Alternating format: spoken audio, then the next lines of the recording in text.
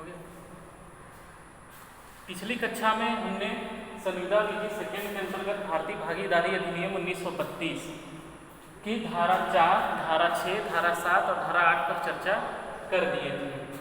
ये आपका भारतीय भागीदारी अधिनियम 1932 यूनिट 5 के अंतर्गत आता है। संविदा विधि सेकेंड का जो पेपर है उसमें यूनिट 5 में भारतीय भागीदारी अधिनियम 1932 है और इसमें हमने धारा 4 भागीदारी की परिभाषा, धारा 6 भागीदारी के अस्तित्व के अवधारण का ढंग और धारा 7 इच्छाधीन भागीदारी, धारा 8 जो है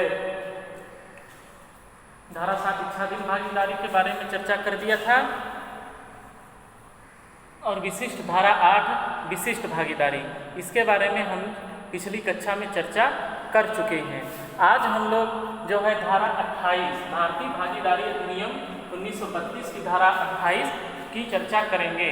धारा 28 में आचरण, विबंधन, भागिता या व्यपदेशन का सिद्धांत या इसको प्रतिभास का सिद्धांत भी कहा जाता है, दिया हुआ है। इसको अंग्रेजी में डॉक्ट्रिन ऑफ होल्डिंग आउट भी कहा जाता है। यह बहुत ही इंपॉर्टेंट सेक्शन है कि धारा 28 आचरण, विबंधन, भागिता का सिद्धांत या व्यपदेशन का सिद्धांत या प्रतिभास का सिद्धांत, इसको डॉक्ट्रिन ऑफ होल्डिंग आउट भी कहा जाता है। इस पर एक पूरा का पूरा 20 नंबर का क्वेश्चन आपके एग्जाम में पूछा भी जाता है अकेले धारा 28 पे। तो ये बहुत ही ज़्यादा इंपॉर्टेंट सेक्शन है भारतीय भागीदारी अधिनियम 1932 का। पूछा जाता है कि डॉक्ट्रिन ऑफ होल्डिंग आउट क्या है और किस धारा में इसका उल्लेख किया गया है, इसकी चर्चा करनी है। तो धारा 28 जो है कि ये आचरण, विबंधन, भागिता का सिद्धांत क्या कहता है कि यदि कोई व्यक्ति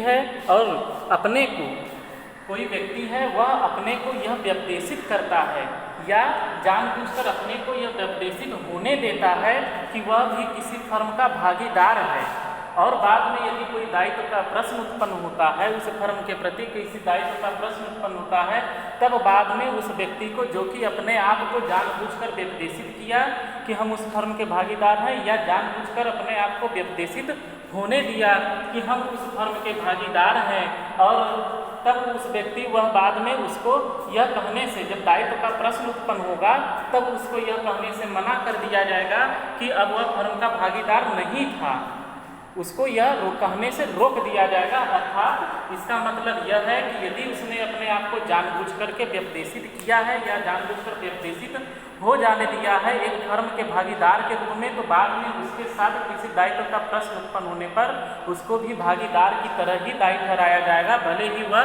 उस फर्म का भागीदार न रहा हो, भले ही वह उस भागीदार नहीं था, लेकिन यदि उसने अपने आप को तो एक भागीदार या एक पार्टनर के रूप में यदि व्यपदेशित किया है या होने दिया है, तब बाद में यदि दायित्व का कोई प्रश्न उत्पन्न होगा तब उसको जो है कि भागीदार के रूप में ही ट्रीट किया जाएगा। ये नहीं होगा कि हाँ वो भागीदार नहीं था, वो केवल बस एक मिथ्या व्यपदेशन था, इसलिए वह फर्म के कार्यों के लिए दायी नहीं है। अब वह इस अपने को भागीदार न होने से या भागीदार होने से मना नहीं कर सकता है।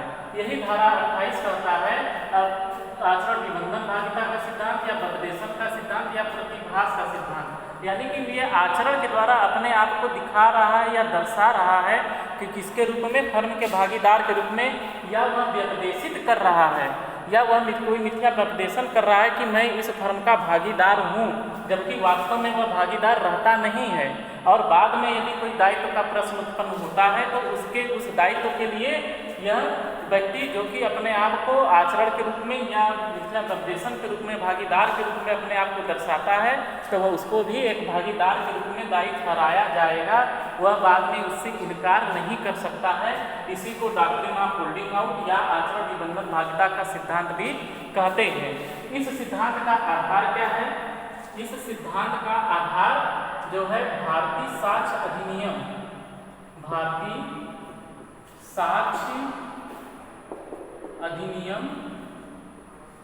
1872 की धारा 115 से लेकर के धारा 117 तक में जो विबंध का सिद्धांत दिया गया है, विबंध का सिद्धांत दिया गया, वही इस सिद्धांत का भी आधार है। भारतीय साक्ष्य अधिनियम, अभी आप जब 3rd सेमेस्टर में जाएंगे तो आपको ये भारतीय साक्ष्य अधिनियम 1872 पढ़ना है। उसके अध्याय उसकी धारा 115 से लेकर के धारा 117 तक में विबंधन का सिद्धांत दिया गया है। विबंधन का यही विबंधन का सिद्धांत इस पर भी डॉक्ट्रिन होल्डिंग आउट पर भी लागू होता है। यानी कि यदि कोई व्यक्ति एक समय पर कोई एक बात कहता है तो बाद में वह दूसरे समय पर दूसरी बात नहीं कह सकता, उसको वही बात को मानना पड़ेगा, या अन्य समय पर दूसरी बात कहने से उसको विबंधित कर दिया जाता है या रोक दिया जाता है। यही सिद्धांत आचरण निबंधन भाग्यता सिद्धांत के लिए भी लागू होता है कि एक समय पर वह कहता है कि हाँ मैं फर्म का भागीदार हूँ, अपने आप को या तो व्यपदेशित हो जाने देता है कि हाँ मैं फर्म का भागीदार हूँ, और जब फर्म के ऊपर कोई दायित्व आता है या कोई मुकदमा दाखिल होता है या कोई वाद दाखिल होता है तब वह उससे इनकार करता है तो उसको इनकार करने नहीं दिया जाएगा, यानी उसको इनकार करने से अब विबंधित कर दिया जाएगा। यही डॉक्ट्रिन ऑफ होल्डिंग आउट है। अब जो आवश्यक शर्तें क्या क्या हैं, जो धारा 28 में आचरण निबंधन की भाग्यता का सिद्धांत दिया गया है, डॉक्ट्रिन ऑफ होल्डिंग आउट का सिद्धांत दिया गया है, इसका आवश्यक शर्तें क्या क्या हैं। तो पहला शर्त यह है कि जब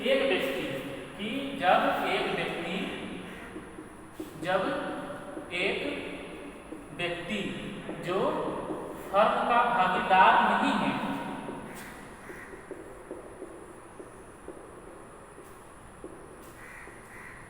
जब एक व्यक्ति जो कि फर्म का भागीदार नहीं है, फिर इसके बाद पर व्यक्ति को मतलब कि किसी तीसरे व्यक्ति को, कोई ऐसा व्यक्ति है, कोई तीसरा व्यक्ति ऐसा है जो कि वह फर्म के साथ कॉन्ट्रैक्ट कर रहा है या फर्म के साथ कोई संविदा कर रहा है। एक ऐसा व्यक्ति पर व्यक्ति, या पर व्यक्ति का मतलब यहाँ पर अन्य व्यक्ति या तीसरा व्यक्ति है, वह उस पर व्यक्ति जो है जो कि फर्म के साथ संविदा कर रहा है, वह व्यक्ति जो कि फर्म का भागीदार नहीं है, किसी तीसरे व्यक्ति को या पर व्यक्ति को क्या करता है, पर व्यक्ति को यह व्यपदेशित करता है या जानबूझकर अपने आप को व्यपदेशित होने देता है या मिथ्या व्यपदेशन करता है कि वह भी फर्म का भागीदार है। यह व्यपदेशित करता है। पर व्यक्ति को क्या करता है, जब एक व्यक्ति क्या है कि वह फर्म का भागीदार नहीं है, वह किसी पर व्यक्ति को, ऐसे व्यक्ति को जो कि फर्म के साथ संविदा कर रहा है, उसको यह व्यपदेशित करता है या यह मिथ्या व्यपदेशन करता है कि वह भी फर्म का भागीदार है। और तब उसके इस व्यपदेशन पर, इस व्यक्ति के व्यपदेशन पर कि वह भी फर्म का भागीदार है, यह जो पर व्यक्ति है इस व्यक्ति के कथन पर विश्वास करके क्या करता है, फर्म के साथ क्या करता है, संविदा करता है।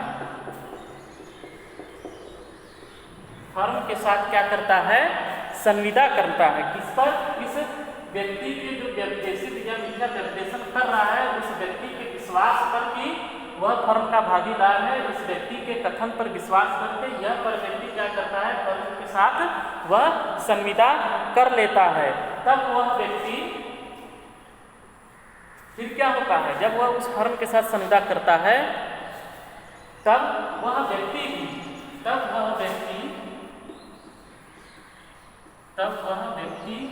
भी कौन सा व्यक्ति, यही व्यक्ति जो कि अपने आप को भागीदार के, एक फर्म के भागीदार के रूप में अपने आप को दर्शाया है, तब वह व्यक्ति भी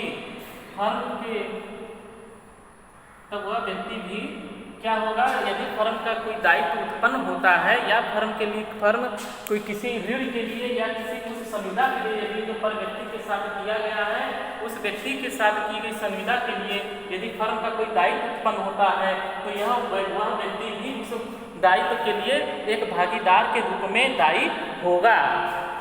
यह ऐसा नहीं कर सकता कि मैं तो उस समय भागीदार था ही नहीं, मैंने तो केवल बस एक मिथ्या व्यपदेशन किया था कि मैं फर्म का भागीदार हूँ, एक्चुअल में मैं फर्म का भागीदार नहीं हूँ। यदि वह ऐसा करता है तो वह व्यक्ति की क्या है, वह व्यक्ति यानी कि ये पहला वाला व्यक्ति जो कि भागीदार नहीं है, अपने आप को पर व्यक्ति के सामने भागीदार के रूप में दर्शाता है और उस व्यक्ति के दर्शाने पर वह पर व्यक्ति उस फर्म के साथ संविदा कर देता है, तब वह व्यक्ति भी फर्म के दायित्व के लिए या फर्म के दायित्व के लिए दायी होगा।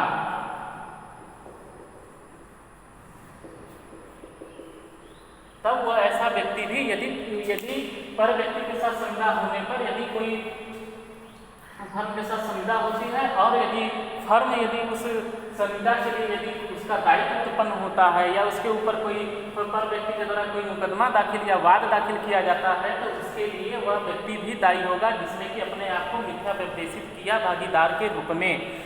और इसके साथ साथ यह भी आवश्यक है कि वह पर व्यक्ति जो है पर व्यक्ति संविदा नहीं करता, पर व्यक्ति संविदा नहीं करता यदि वह व्यक्ति अपने आप को भागीदार के रूप में न दर्शाता। तो यहाँ पर एक शब्द यह भी आवश्यक है कि जो पर व्यक्ति है वह फर्म के साथ संविदा जो पर व्यक्ति है वह फर्म के साथ संविदा नहीं करता यदि वह व्यक्ति अपने आप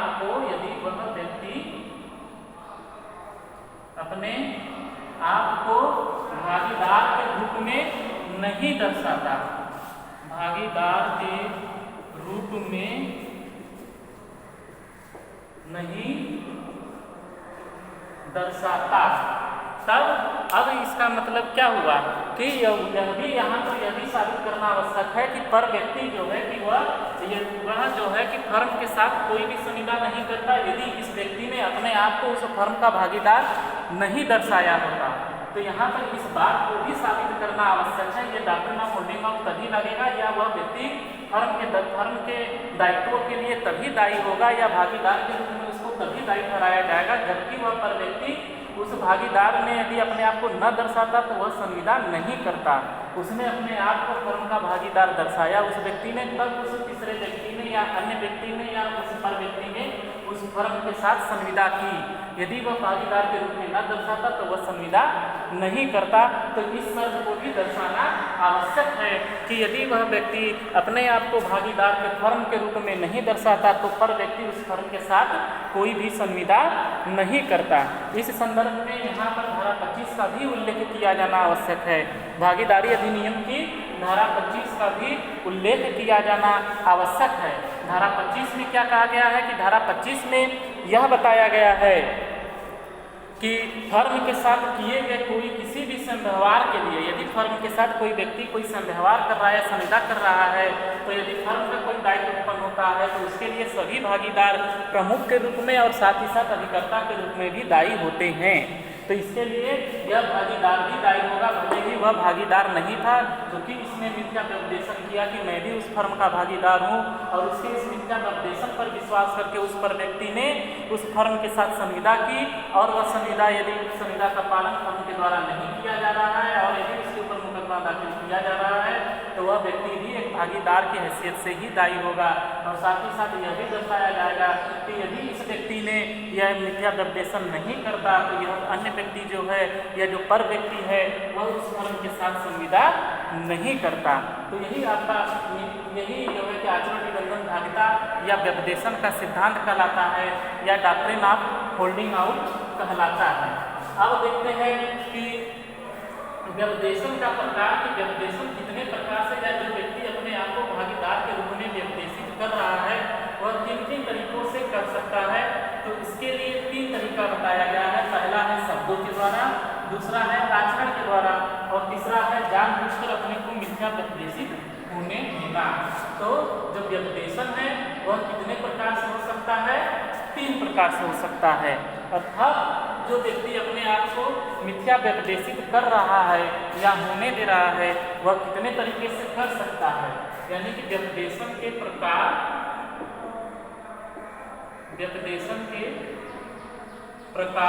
कितने हैं? 3 हैं। पहला है शब्दों के द्वारा, दूसरा है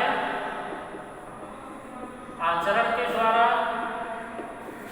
और तीसरा है जानबूझकर व्यपदेशित होने के द्वारा। जानबूझकर व्यपदेशित होने के द्वारा। तो ये व्यपदेशन के प्रकार हैं। शब्दों के द्वारा अर्थात मौखिक रूप से या लिखित रूप से यह व्यपदेशित करता है कि मैं भी भागीदार हूँ फर्म का, जबकि वास्तव में वह फर्म का भागीदार होता नहीं है। तो वह शब्दों के द्वारा अर्थात वह लिखित शब्दों के द्वारा या मौखिक शब्दों के द्वारा अपने आप को भागीदार के रूप में निर्देशित कर रहा है। दूसरा है कि आचरण के द्वारा, अर्थात वह व्यक्ति अपने आचरण से यह दर्शा रहा है कि वह भी फर्म का एक भागीदार है, जबकि वास्तव में वह भागीदार नहीं है।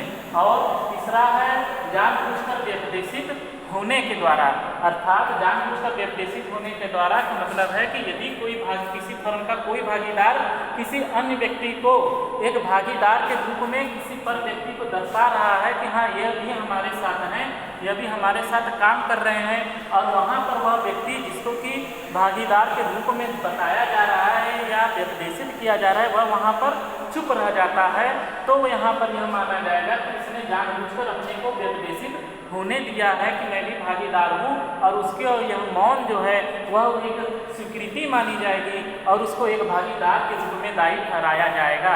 एक सामान्य नियम यह है कि जो मौन रहता है या मौन के रूप में या मौन जो है वह स्वीकृति नहीं मानी जाती। भारतीय संविधान नियम में यह बताया गया है कि स्वीकृति क्या है, हमेशा एक्सप्रेस होनी चाहिए या उसको लिखनी चाहिए या तो शब्दों के द्वारा या आचरण के द्वारा।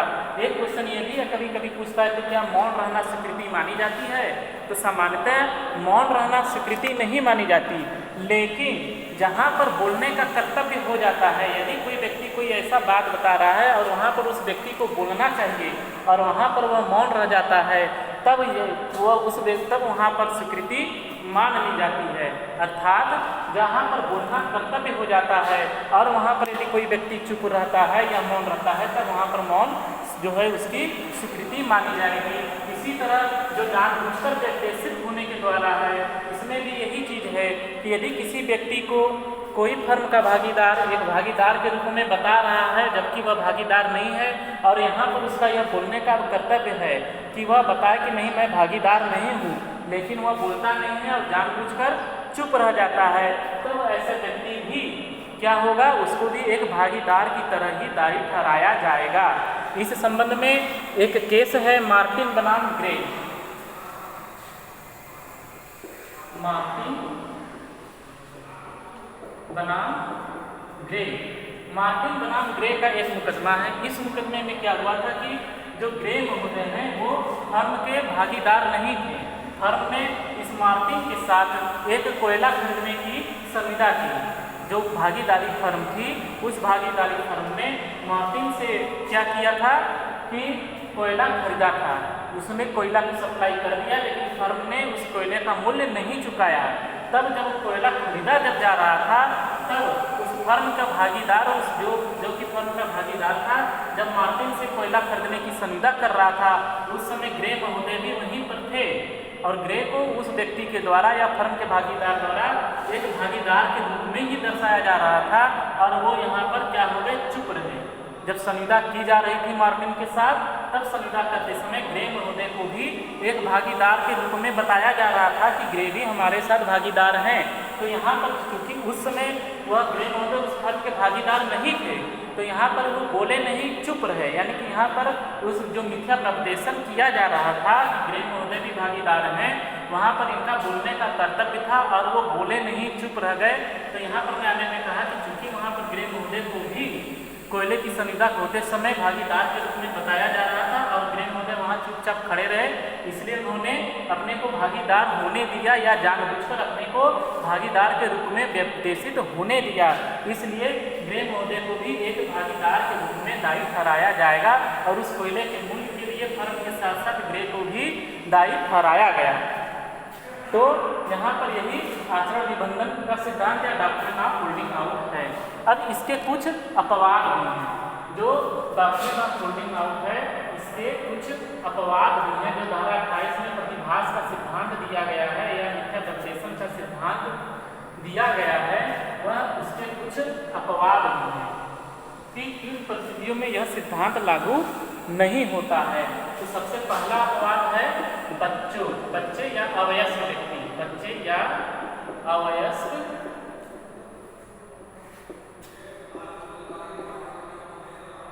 बच्चे या अवयस्क व्यक्ति अर्थात यदि कोई बच्चा है या कोई अवयस्क व्यक्ति है, चूँकि यह संविदा करने के लिए क्या होते हैं, अयोग्य होते हैं, ये संविदा करने के योग्य नहीं होते हैं।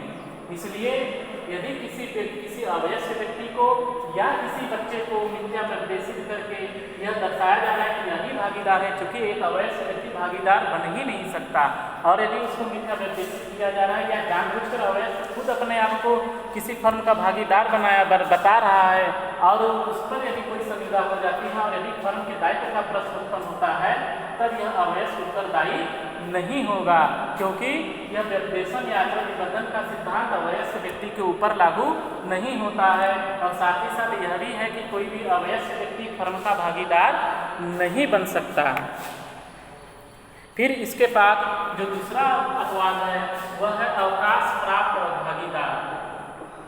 अवकाश प्राप्त भागीदार, यदि कोई भागीदार किसी फर्म में यदि कोई किसी भागीदार ने अवकाश ग्रहण कर लिया है, तब यह अवकाश प्राप्त भागीदार पर भी डॉक्ट्रिन ऑफ होल्डिंग आउट या आचरण निबंधन भागीदार का सिद्धांत लागू नहीं होता है। लेकिन इसके लिए आवश्यक यह है कि इस भागीदार ने जब अवकाश ग्रहण किया तो अपने अवकाश ग्रहण करने की लोक सूचना या पब्लिक नोटिस वह एक दे दे कि हमने अब उस फर्म से उस भागीदारी फर्म से क्या कर दिया है, अवकाश प्राप्त कर लिया है। अब यदि कोई उस फर्म से कोई संविदा करता है तो उस संविदा के लिए अब हम दायी नहीं होंगे, क्योंकि हमने अब अवकाश प्राप्त कर लिया है।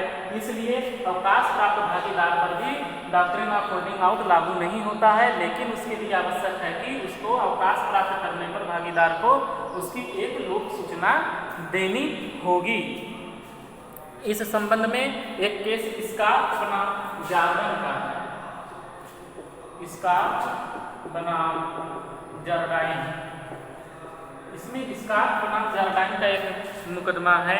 इसमें क्या हुआ था कि जो जर्डाइन है, अर्थात इसमें हुआ क्या था कि ए और बी ये दो भागीदार थे। ये दो भागीदार थे, अर्थात ए और बी नाम से एक फर्म भी था। इसमें जो बी था इसने अवकाश ग्रहण कर लिया। इसने क्या किया, अवकाश ग्रहण कर लिया, लेकिन इसने एक कोई भी लोक सूचना या पब्लिक नोटिस अपने अवकाश की नहीं दी। लेकिन जो ए था उसने फर्म का कारोबार शुरू रखा। बी के अवकाश प्राप्त करने के बाद भी ए ने उस कारोबार को करना शुरू रखा और उसने सी के साथ पार्टनरशिप कर ली और सी को इसने भागीदार बना लिया और ए और सी मिल करके वह क्या किए, फर्म का कारोबार चला रहे थे। लेकिन जब ए और सी मिलकर के चला रहे थे, फर्म ने इनके साथ क्या किया कि एक संविदा की, और जब फर्म के द्वारा उस संविदा का पालन नहीं किया गया तो फर्म के ऊपर जर्डाइन स्कार्फ ने ए और सी फर्म के ऊपर उसने मुकदमा दाखिल किया और वह मुकदमा खारिज हो गया। वो क्या हो गया, मुकदमा स्कार्फ का खारिज हो गया। तब स्कार्फ ने इस जर्डाइन के ऊपर, जर्डाइन जो कि बी था जिसने कि लोक अवकाश जिसने कि अवकाश ग्रहण कर लिया था लेकिन उसकी सूचना नहीं दी थी, जर्डाइन के ऊपर उसने मुकदमा दाखिल किया। तब जर्डाइन के ऊपर जब मुकदमा दाखिल किया तब न्यायालय ने इस मुकदमे को भी खारिज कर दिया। ये इस आधार पर नहीं खारिज किया कि इसने लोक सूचना नहीं दी थी, अलबत्ता इसने क्या किया, न्यायालय ने ये कहा कि चूंकि जर्डाइन एक अवकाश प्राप्त भागीदार है, इसने अपने अवकाश की लोक सूचना नहीं दी थी, इस आधार पर यह दायी तो हो सकता था। लेकिन न्यायालय ने इस बिंदु पर मुकदमा खारिज कर दिया कि स्कार्फ जो है एक ही बात बिंदु पर दो बार मुकदमा दाखिल नहीं कर सकता है, अर्थात कंस्ट्रक्टिव रेस जुडिकाटा का सिद्धांत यहाँ पर लागू किया गया। जब आप सिद्धांत संरक्षण में जाएंगे तो उसमें आप पढ़ेंगे सिविल प्रक्रिया संहिता। तो सिविल प्रक्रिया संहिता की धारा 11 रेस जुडिकाटा का सिद्धांत बताता है कि किसी भी विवाद बिंदु पर यदि जो भी विवाद है सबको एक साथ मुकदमे में दाखिल किया जाना चाहिए, या जितने भी पक्षकार हैं सबको एक साथ बनाया जाना चाहिए। एक ही बात बिंदु पर अलग अलग पक्षकारों के खिलाफ मुकदमा नहीं दाखिल हो सकता, या एक बार दाखिल किया खारिज हो गया तो फिर आप दूसरे पक्षकार को लेकर के फिर उसी बात बिंदु पर दोबारा मुकदमा नहीं दाखिल कर सकते हैं। ये कंस्ट्रक्ट यानी कि कोई भी अगर उपचार आपको जिसके खिलाफ मिल सकता है या कोई भी उपचार जो आप प्राप्त कर सकते हैं एक ही मुकदमे में, उसको आप दोबारा नहीं प्राप्त कर सकते हैं। यदि एक बार मुकदमा खारिज हो गया तो उसी बात बिंदु पर भी दोबारा उपचार लेने के लिए आप मुकदमा दाखिल नहीं कर सकते। तो एक ही बात बिंदु पर न्यायालय ने कहा कि वह इस बात जो है दो बार मुकदमा नहीं कर सकता, और इस आधार पर न्यायालय ने इस बात का मुकदमा खारिज कर दिया। तो इस प्रकार से यह जो आचरण निबंधन भागीदार का सिद्धांत है, यह सिद्धांत अवयस्क बच्चे पर, अवकाश प्राप्त भागीदार पर लागू नहीं होता है। साथ ही साथ अस्वस्थ मस्तिष्क वाले भागीदार पर भी आचरण निबंधन भागीदार का सिद्धांत लागू नहीं होता।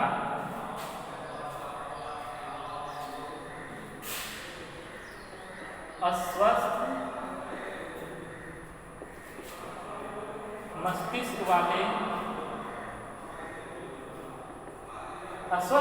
वाला भागीदार, यदि कोई भागीदार है और वह अस्वस्थ मस्तिष्क का हो जाता है तो पागल हो जाता है, तब ऐसे भागीदार पर भी यह डॉक्ट्रिन ऑफ होल्डिंग आउट नहीं लागू होता है, बशर्ते कि जब यह अस्वस्थ मस्तिष्क का हो गया तो इसके परिवार के किसी सदस्य के द्वारा या इसी के द्वारा जो है कि एक इसकी लोक सूचना या पब्लिक नोटिस दे दी गई हो।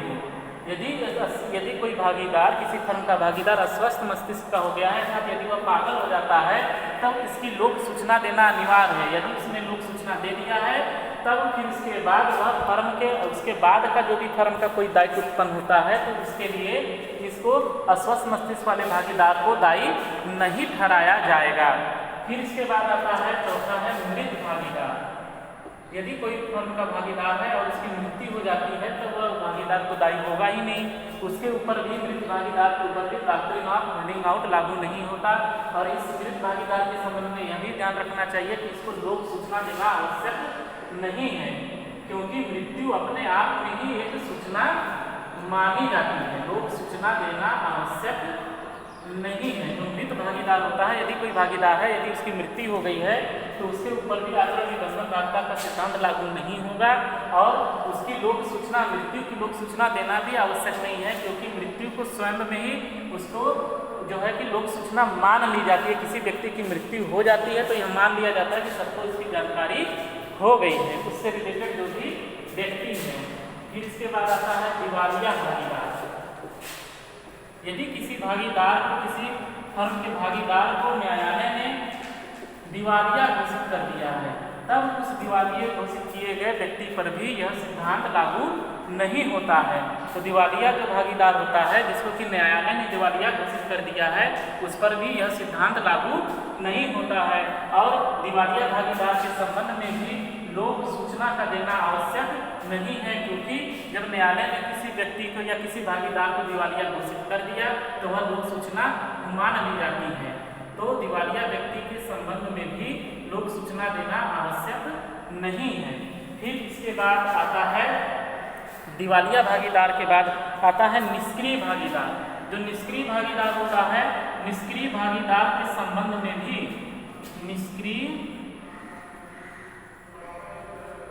निष्क्रिय भागीदार के संबंध में भी डॉक्ट्रिन ऑफ होल्डिंग आउट लागू नहीं होता है। तो निष्क्रिय भागीदार कौन होता है? निष्क्रिय भागीदार फर्म का भागीदार तो होता है, लेकिन वह फर्म के कारोबार में प्रत्यक्ष या अप्रत्यक्ष रूप से कोई भी सहायता नहीं करता है, न ही उसमें कोई भाग लेता है। वह केवल पीछे से सहायता करता है फर्म के लिए, लेकिन वह सामने नहीं आता है या वह लोगों के सामने नहीं आता और वो उसको कोई भी व्यक्ति भागीदार के रूप में जानता नहीं है। तब ऐसे व्यक्ति को निष्क्रिय भागीदार कहा जाता है। और निष्क्रिय भागीदार के ऊपर भी आचरण निबंधन का सिद्धांत या डॉक्ट्रिन ऑफ होल्डिंग आउट लागू नहीं होता है।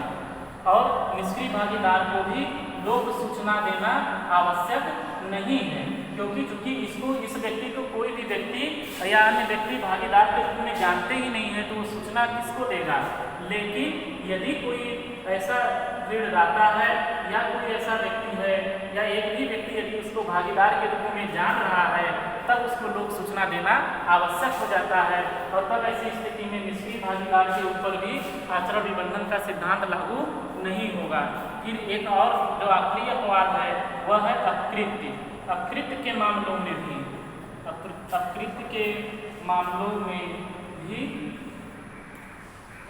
डॉक्ट्रिन ऑफ होल्डिंग आउट का सिद्धांत लागू नहीं होता है।